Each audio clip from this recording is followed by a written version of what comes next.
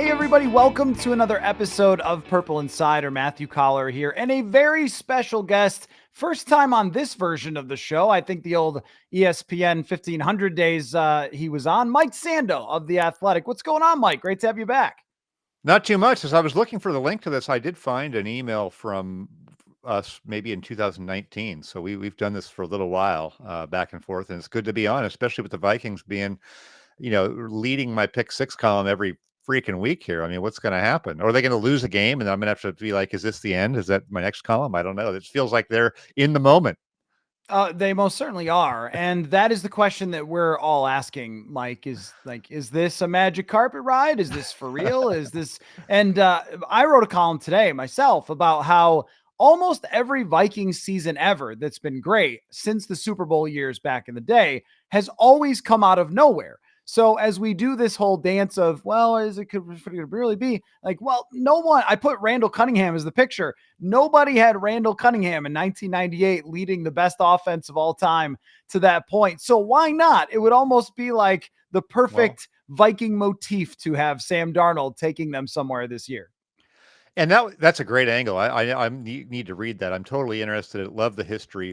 What I had looked into for my column on Monday was, hey, who are the teams that fit this profile? And that '98 team came up. And part of the profile was not just starting 4-0 and being pretty dominant. So I wanted those two things. You got to have a good point differential and you got to be 4-0. But then, like, what was your expectation coming into the year? I kind of took out those teams that had the 11 win Vegas projection where everybody knew they were going to be good. And then you start getting into the interesting teams. And one of them was obviously that team from '98. And then the '99 Rams, who I think were on a different level in retrospect with what they're, what Kurt Warner ended up being a Hall of Fame quarterback. I don't, Randall Cunningham and Darnold probably aren't going to be Hall of Fame quarterbacks. But, those were kind of teams that, yeah, they started fast and yeah, it was real. They actually were really good teams. I think those Rams won 13, 14 games. The Vikings won 15. So, they're good. I think the Vikings are pretty good. Well, all the signs from the nerd stats are pointing to them being good because in 2022, we did this same dance where it was, well, they have a negative point differential after 10 weeks. I think actually they finished with a negative point differential for the entire season, but they won 13 games. And the analytics have taught us over the years to evaluate team strength in different ways. And Aaron Schatz, in his DVOA statistic, has the Vikings at the top. They're number one in defensive EPA. They're top 10 in offensive EPA so far. But the sample size is tiny. And of course, the Yeah. quality of opponent that they've beaten has been remarkable for 3 out of these 4 games. But what sample size would you Yeah. need? Like, how many games, what week will you be like, okay, all right, these Vikings are really, really real? I think it's more how do things look when it doesn't go your way as well? I think they've been so dominant on defense that in fact, I wrote today a column about the Jaguars at 0-4, and I noted that Trevor Lawrence has started 54 games, and his stats through 54 are like the same as Darnold's through 54. It's kind of crazy when you think what they paid him, but I do think like if this season we put Trevor Lawrence on the Vikings instead of Darnold, I mean, maybe Lawrence misses some more throws because he's had a little bit of an erratic year, but like they're probably 4-0. And so they're so good defensively that Sam Darnold has attempted 2 passes while trailing. So I think we know they're good. I think we want to see how they react, right, when um, it's not going as well, and are you able to play your way out of it? And if you can't, that's just the way it goes. That happens to everybody. You lose a game. Sometimes you do, but I think that would be a next test of, uh, hey, you're down 7-0, you're down in the third quarter now, and now Darnold's kind of got to throw, and maybe he doesn't have as good of protection. Wow, he stepped up and did it, and you'd be like, I think then you'd be like, oh, this is like another level of it, right? I don't think we poke holes in what they've done so far because it was against good teams.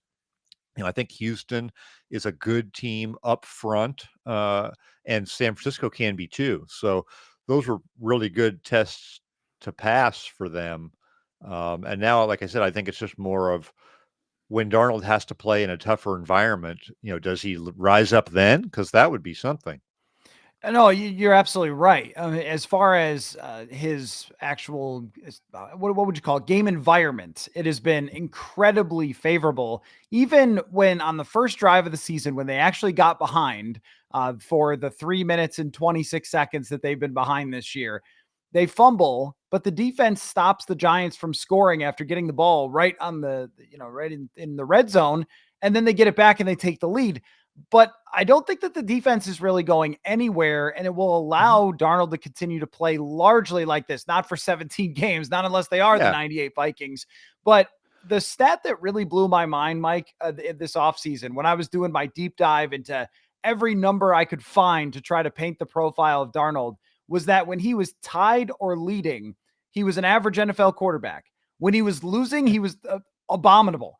And Yeah. I think that part of that is a product of the way that he plays is trying to do a little too much hero ball. And he had to try to play that way when he was with teams that were so often getting behind from the jump, whether it was bad defense, bad offensive line, bad play calling, bad coaching. And he just doesn't almost ever have to feel that way. And when he's here, We almost saw it in the Houston game when he tried to flip the ball forward, remember down there? And it was like, oh, I had like 4 games going on. So at first I thought it was a turnover, and I was like, oh my gosh, Darnold did it. He Darnolded, and all the quarterbacks when you are under duress sometimes do crazy things. I mean, Patrick Mahomes sometimes does. So I don't think we should read too much into it. I think that has to be a point of a self-awareness for Sam Darnold. And he seems self-aware. I mean, his comment yesterday was awesome when they asked about the Jets and did they ruin them and is it a way better situation? He said effectively, I had lots of chances to play better with the Jets. Oh my gosh, this is a guy who gets it. Like he's had a chance to have the deep breath. And not everybody benefits from that, but I think it's huge. When you look at coaches, I would say this. Adam Gase, good offensive coordinator, had a really bad run with the Jets but got hired right away by a Miami. No, no, no. He needed the 2 years to go like Sam Darnold did and be under Kyle Shanahan and just collect your thoughts and evaluate your process, right? But no, you go right back into the fire and have another experience that's tough, right? So I think sometimes that time in between, we saw Jim Plunkett a little bit with somebody who just had a horrible experience with New England. It's back in the 70s, kids. Jim Plunkett's a Super Bowl winning quarterback with the Raiders. But he went to the 49ers. Then he got with a good team and they won Super Bowls plural. He won 2 Super Bowls as a quarterback who's probably not going to the Hall of Fame, but he had that time in between. So Geno Smith, right? Geno Smith, uh, the time in between doesn't guarantee the success. You have to make the use of it.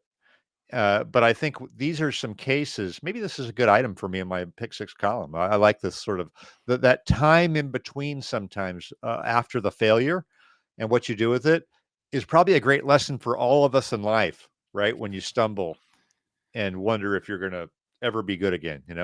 well, I mean, even Steve Young, I'm sure it didn't Yeah. hurt Yeah. to spend some Yeah. time in San Francisco. And yeah, Yeah. we're being olds a little bit here, but I think that Yeah. with Darnold, there are enough examples of guys who struggled at first and then found their way back to success Yeah. that it isn't ridiculous to look at this and say, well, he could continue doing this and maybe he's just a good quarterback now. And also the crazy Yeah. stat that I keep bringing up that he's younger than Joe Burrow, which is really wild to think Yeah. about, like how fast he was thrown into the fire in his life. And it was a very hot fire in the worst market for a young quarterback, with a coach that was not someone that was elevating young quarterbacks, and then goes to Carolina where it's a college coach coming in where Teddy Bridgewater had said that Matt Rule didn't know how to run an NFL practice. Well, welcome, Sam. Welcome, Baker Yeah. Mayfield, to Yeah. Carolina. This Yeah. is so different from an offensive coordinator who won the Super Bowl with Sean McVay and then comes here, got the most out of Kirk Cousins. But what really struck me this offseason, though, when you did your quarterback tiers, was that there were people in the league that still believed this. And so I asked people that Uh-huh. I knew that were connected in some way to Sam Darnold. And what kept coming back was, I think he might be able to do it. And his personality was a major part of that, that nobody felt like he threw people under the bus or made excuses. And that's what we've really seen here is a very humble approach from Sam Darnold. But I'd love to hear more about what you were able to gather from people in the league about Sam Darnold, because I feel like from your tiers article, there are some people in the NFL going, I told you so. Yeah, yeah. Well, certainly a few years ago, maybe 2019-20, I think he was in tier 3. So there was enough people that at least thought he was a viable starting quarterback. And then that waned some, but it bounced back. I think he had 12 tier 3 votes this year, which was double what he had before. And most of the comments in there that I used and most that I got were positive. I mean, look, no one was saying, I love this guy and think he's going to go to tier 1, but people were like, I think there's something there.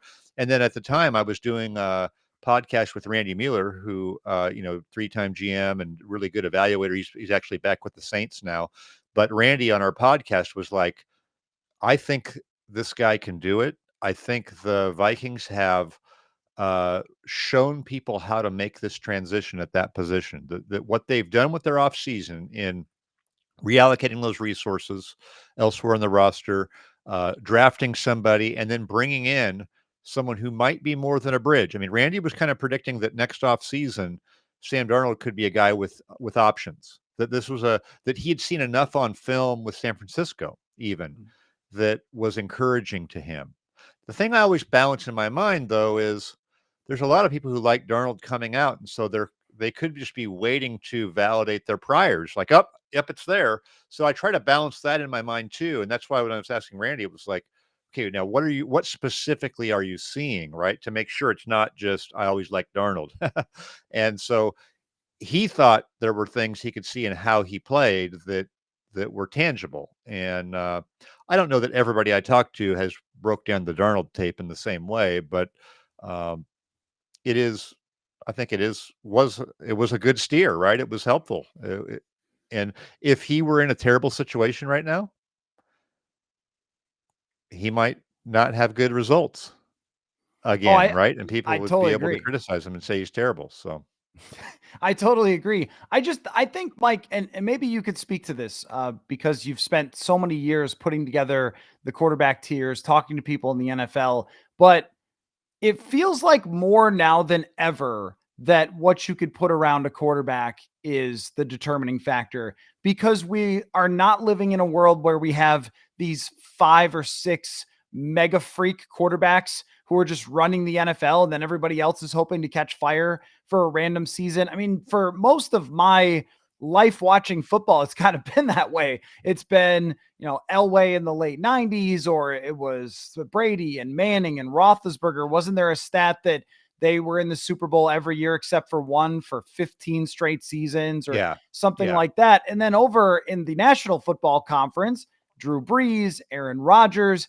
and everyone else is just kind of trying to scramble. But there isn't really that situation now, other than Mahomes seems almost untouchable, even if you take away all of his receivers and running backs and everything else. But aside from that, it does seem like the race is in who can build an offensive line to block for Jared Goff, to block for Sam Darnold, who can get enough weapons and just keep stacking them. Like the Vikings saying, yeah, we need a corner, but what about Jordan Addison in the draft? Let's take him instead because our future quarterback is going to benefit from that. And I think that the Vikings and coaches like Kevin O'Connell, I think the Vikings just understood this. Like, this is going to be the way that we win if we can build this cocoon around our quarterback.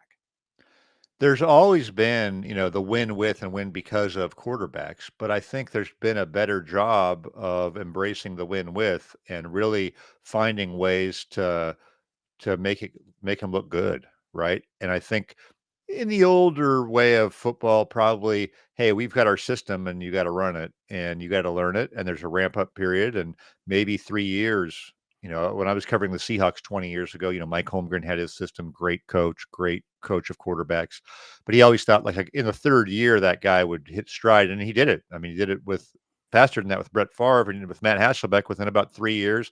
Matt had been benched a couple times, but he became a 3-time Pro Bowl quarterback who went to the Super Bowl, right? Well, we don't have 3 years. You don't have 3 years to do it. So what are you going to do to make this guy have a chance right now? A lot of times coming right out of college. So it's interesting to me that Cliff Kingsbury, the most college offensive coach, which has been used in a bad way, right? Oh, this college offense, even the Bengals DB said that, has his guy playing great right away, right? And maybe he needs another pitch or another gear down the road to overcome and go all the way. I don't know. Maybe Jaden Daniels is so good it doesn't matter. But I do think that you can definitely see that willingness to work with guys. Now, you still have to have a certain amount of talent. Mike McDaniel is turning the dials crazily right now. All motion, all this stuff. He can't do anything because he doesn't have probably a baseline level of talent at the position. You still need that at the position, but I think you're right that we're seeing more of these guys. And if I were an owner of a team, I'd be saying, how come our guy's not? How come the glass isn't half full with our guy? It shouldn't be half empty, right? What do we need to do to make it half full? Well, and I wonder how you think that this does change how, and I know it's not wildly different. I mean, that there's always been situations that have helped quarterbacks. I mean, I mentioned John Elway, but he wins at the end of his career. They made things so much harder on him early in his career. And another throwback here, but Yeah. Kubiak and Shanahan come in, they run the ball, they run play actions. And I think that the best coaches are finding ways to hack defenses enough with even the way O'Connell has used play action and screen this year. They have the best screen team in terms of yards per attempt in the league. That certainly makes life easier on your quarterback. But there's so much of a discussion about how defenses are playing offenses and what they need to do. I just wonder how this is going to continue to evolve, this discussion of how much you pay the quarterback, how hard it is to replace that quarterback. There's like a lot of moving parts to the conversation, I feel like. Oh, there's no doubt. And some of these teams draft a guy and then it's almost when they re-sign him, it's almost like, hey, we succeeded, we found our guy. And the owner's involved too, right?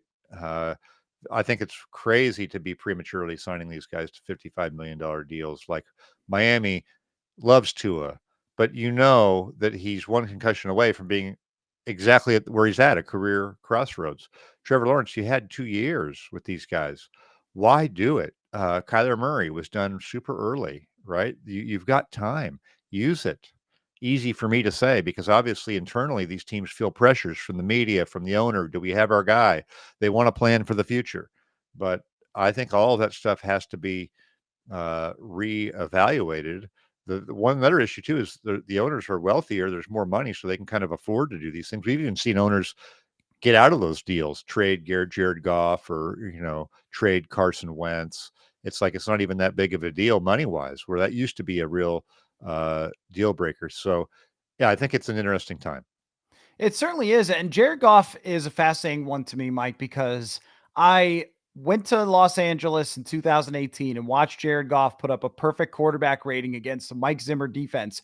And I was like, I'm going to defend this guy no matter what. That was one of the best I performances remember I've that ever game. seen. Yeah, it Yeah, was yeah, unbelievable. Right. And also, it was in the Coliseum and they were doing construction. So they put us up in some sort of little house that they had built in the middle of the stands. It was like watching a high school game from the angle. So to see it yeah, all happen yeah, that close, which is very unusual for the NFL, to see it happen like that and to see how well he played, I was like, I don't know. This guy can do it, right?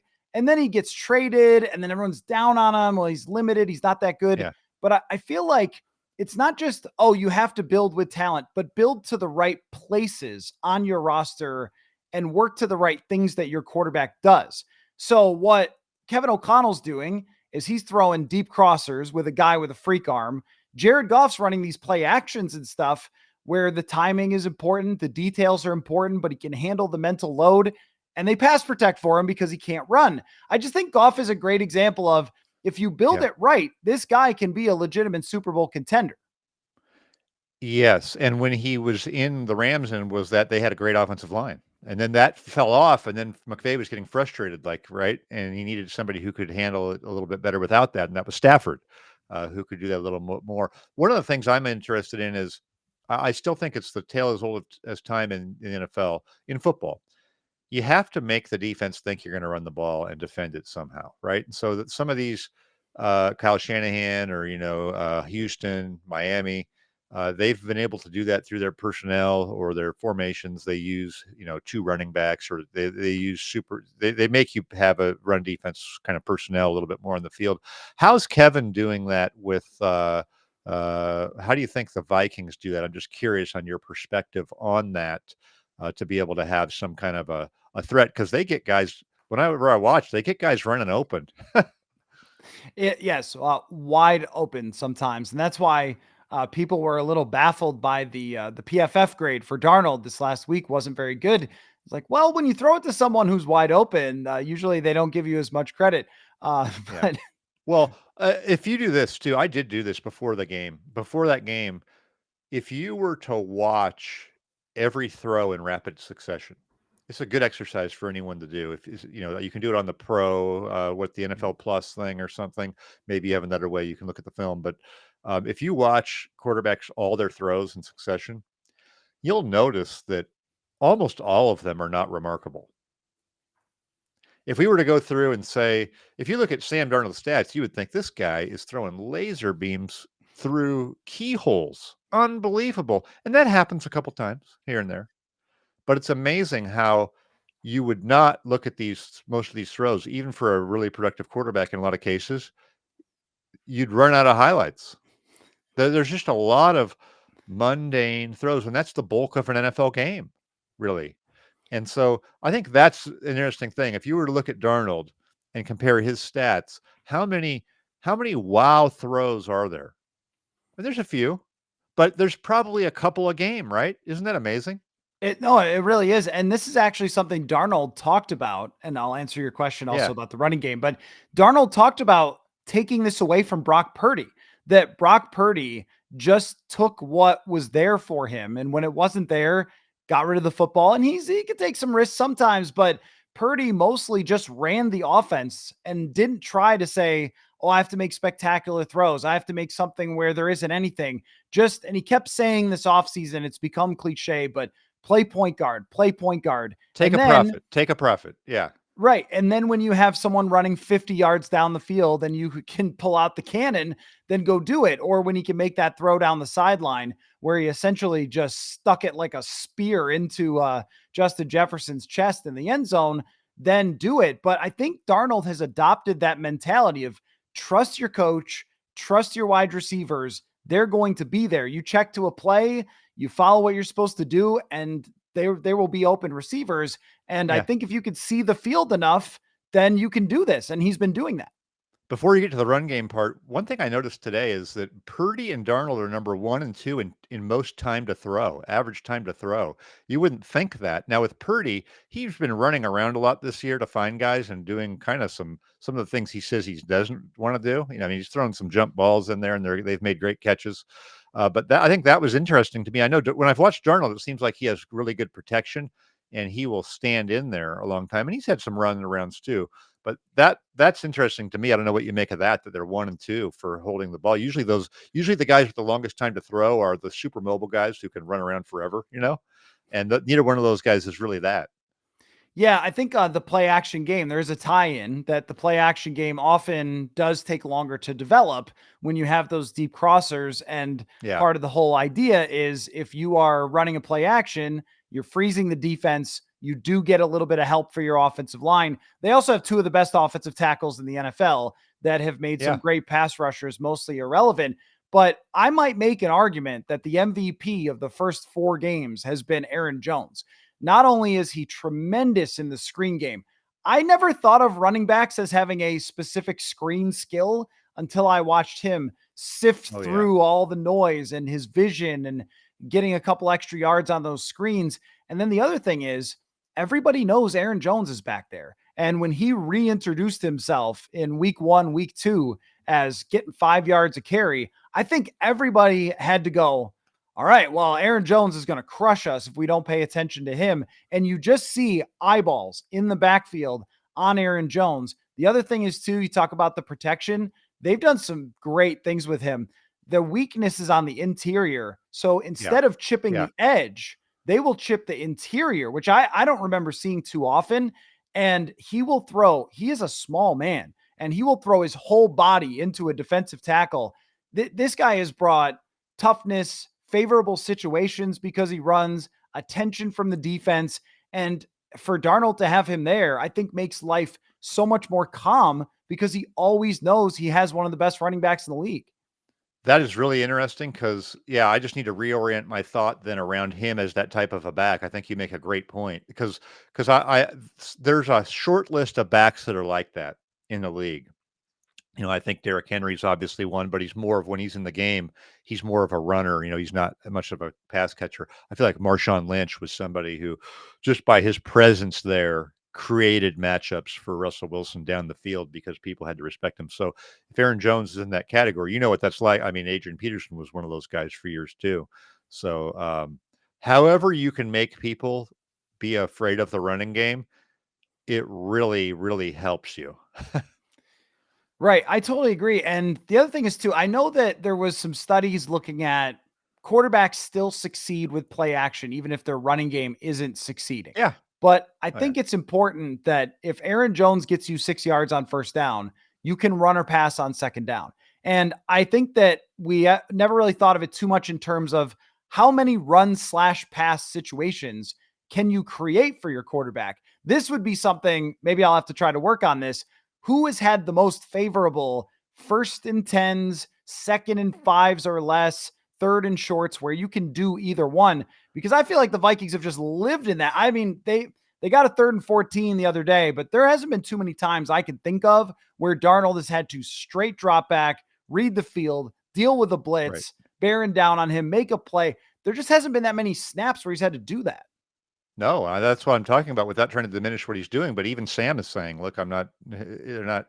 This is what it should look like when it's good and it's easy for them." I think that's the play action thing. I remember that. I remember 15 years ago noticing that I was covering the NFC West then, and I did a piece on how the Cardinals play action was totally effective, even though they rushed for -2 yards today. And so that's been kind of a thing. But I get it. I'm not gonna refute that, but would you rather be running play action when your running game's working great or not?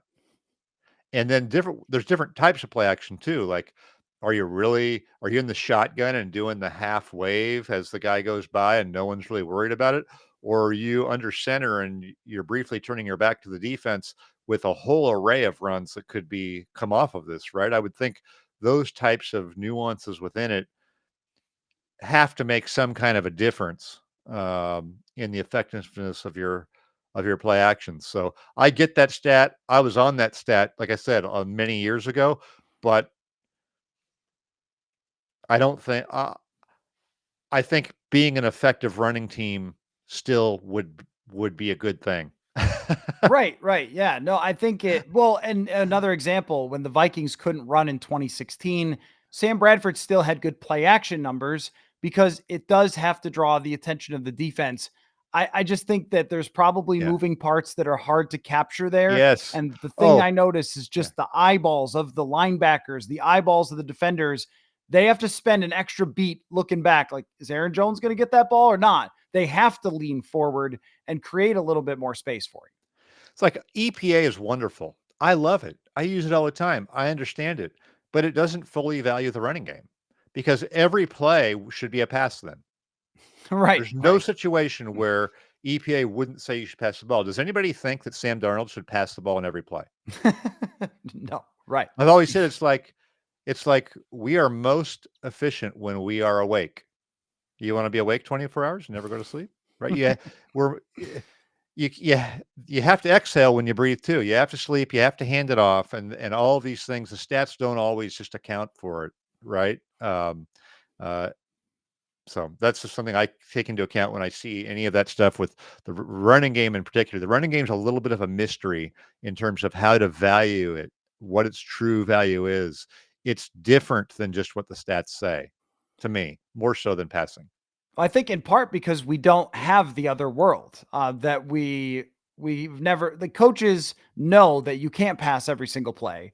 So we never see that stat of what it would look like. And I think I suspect what it would look like is shooting 3-pointers is great, but you can't shoot a 3-pointer every play. You have to have an underneath the basket presence, even if that's not the same. as the efficiency of shooting a three. This kind of actually even applies for like Kirk Cousins. His quarterback rating was something like 107 when he was playing for Kevin Stefanski, run the ball, play action. Yeah. His rating went down with KOC, but they threw the ball 250 more times. And you saw that as volume increased, efficiency Yeah. decreased. And I think Sure. that is the same thing for anybody who's going to lean heavy on the pass game. So I guess Yeah. my question is, when Yeah. Darnold does have to throw more than 28 passes, does he retain the same level of efficiency? Well, probably not, because that will happen in the context of hey, the defense probably knows we have to throw a little bit more, right? That there's a tipping point in a game in the second half where it becomes 90% pass, if you're down by enough points. And then it just gets hard for everybody. There were certain times when Tom Brady would throw 60 times in a game by design or whatever, probably a lot of short ones, get it out. But that's a high stress situation for everybody. And the offensive lineman, the quarterback, is just hard to keep that type of an efficiency over the course of a game and not have the diminishing returns. Right. And Brady could handle the mental load of 60 plays dropping straight back. I don't know that you want too many guys handling that either. I want to ask you a question that I have personally avoided a lot when fans have asked me about the future with the Vikings at their quarterback situation. They were Mm. incredibly impressed with JJ McCarthy. Kevin O'Connell declared McCarthy the future franchise quarterback when he got injured. Sam Darnold's playing pretty good. It's a complicated world out there because you talk about paying people and that diminishes your roster. But if the guy goes a certain distance in the playoffs and puts up certain statistics, how can you go to a young quarterback? It's a very complicated situation we may have on our hands, Mike. It really is. It's really a fun one. I agree. There's a point in the playoffs where there's a point of no return, isn't there? Like some people might right now in week 5, you might say, well, he's got to win the Super Bowl. But okay, that's a really high bar. What if he what if he finishes the season with 40 touchdown passes and 8 interceptions? I'm not saying that he is, but let's just say he had that type of a year with, 4,000 yards and they lose in the NFC Championship game. I don't, Everybody's I mean, I rolling, man. assume We got they'd a have to great keep him, thing right? going. There's a great feel with Kevin. I mean, that's just the way it goes, right? You can't start over. Would you start over? Because you've got JJ still. Right? It's not like you'd have to lose JJ. You wouldn't have to trade him. You wouldn't have to like him any less. But if it was really on fire with Darnold, more than just Darnold gets a nice payday somewhere else as a bridge starter, right? Um, Probably a good problem to have. So a lot of Well, football to be yeah, played, but I don't think you'd just go to JJ just because. You have to evaluate what it feels like. there is a little bit of history in Minnesota on this, where 1999, Jeff George, a former first round bust, comes off the bench, goes, I think 7-2, 7-3, goes to the playoffs, beats the Dallas Cowboys in a playoff game, has a shootout with the greatest show on turf Rams, loses that game, and they decide they're going to go to Dante Culpepper, which maybe at the time, I wasn't there for that in the media, but maybe at the time there was like, what are they doing? Why are they going to Culpepper? George just played so well. And then Culpepper comes in with Moss, with Carter, with everything Yeah. set up Yeah. and plays phenomenally well. So I think the bar does have to be really high because if you get to the first round of the playoffs, you lose, Yeah. you're a 10-win team. Okay, thanks for the memory, Sam. This was really fun, but JJ McCarthy is our future. At the same time, with young quarterbacks struggling, you go, do you want to risk, because their roster is not young, their roster is actually all veterans. So do you want to risk having, growing pains for JJ McCarthy with a bunch of veterans? I think this situation will resolve itself and you'll know. The Jeff George was a certain type of guy that wasn't a great leader and wasn't necessarily the best teammate, and it was a stretch of games. I think this would be a different thing where JJ hasn't even played and Darnold, would start the whole season. So you'd have a whole year and you don't have to you don't have to move off of JJ. Now it depends what Darnold wants. And Darnold, it'd be an interesting decision for him too, right? Because would he be willing to stay for not breaking the bank type of a deal? because he's got such a great thing going, or is he going to go to the big? What would be the market for him outside of this, right? So A lot uh, of moving parts, man. A a lot lot of of moving moving parts. parts. Yep, Yeah, it's so yep. interesting. Just one more thing for you. We kind of play a game each week on the show where we talk about how many teams we think are better than the Vikings. Now, in week one, we thought it was probably quite a few. In week two, we still thought it was quite a few. Week three, that number reduced, and some folks have that number at nobody at the moment. Where should that number be? How many football teams are better than the Minnesota Vikings? So let's go neutral field. Neutral field, the teams are playing. I would say if they were playing Kansas City or Buffalo or Baltimore right now in the AFC, they might be an underdog. And in the NFC, I don't know that they would be against anybody. Is there anyone in the NFC that you would say would be favored over Minnesota on neutral field today? The I, only I, thing would be if San Francisco had oh, everybody, San then San Francisco, Francisco yeah. would be, yeah. San Francisco might be still, would people think that, hey, they beat them, but San Francisco would win 2 out of 3? I mean, that's possible. But put it this way, if you could trade, besides, let's just say, going to be with Kansas City and Mahomes, but like if you could be a different team right now, who would you be?